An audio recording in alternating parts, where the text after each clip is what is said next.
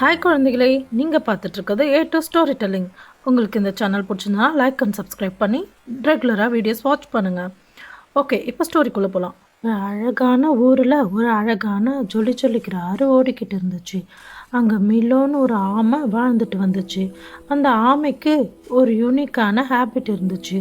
அது என்னன்னா டிஃப்ரெண்ட்டான கல்லுங்களை கலெக்ட் பண்ணுற பழக்கம். அது ஆத்தங்கரையில் ஒரு நாள் ஒரு ஜொலிக்கிற கல்லை பார்த்துச்சு. அதை பார்த்ததும் அது ரொம்ப எக்ஸைட் ஆகி, வாவ், இது என்ன ஒரு அழகாக ஜொலிக்குது! நான் வச்சிருக்க கலெக்ஷனில் இதுதான் ரொம்ப பயங்கரமான கலெக்ஷனாக இருக்கும் போலயே. தங்க மாதிரி ஜொலிக்குதே, இதை நான் கண்டிப்பாக பத்திரப்படுத்தி வைக்கணும்னு ஆற்றுலேருந்து மெதுவாக கரைக்கு வந்துச்சு.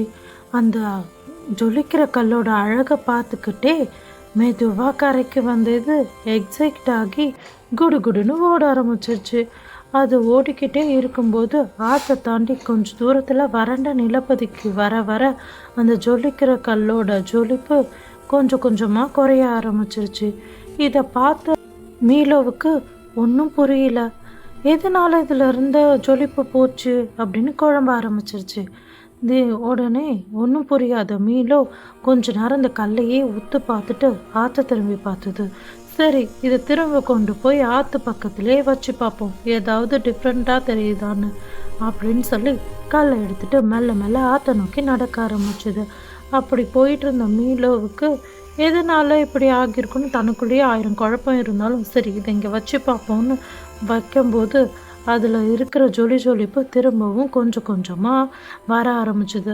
அப்போ தான் புரிஞ்சுது மீலோக்கு, ஓ, இந்த தண்ணியோட ரிஃப்ளெக்ஷனும் சூரிய ஒளியும் பட்டாதான் இந்த கல் ஜொலிக்கும் போல் அப்படின்னு புரிஞ்சுக்குச்சு. அந்த கல்லை அங்கேயே வச்சுட்டு சந்தோஷமாக பார்த்துக்கிட்டு இருந்தது. இந்த கதையிலேருந்து நீங்கள் புரிஞ்சுக்கிறது என்னென்னா, அந்தந்த இடத்துல இருந்தால் தான் அந்தந்த பொருளுக்கு சரியான மதிப்பு கிடைக்கும்.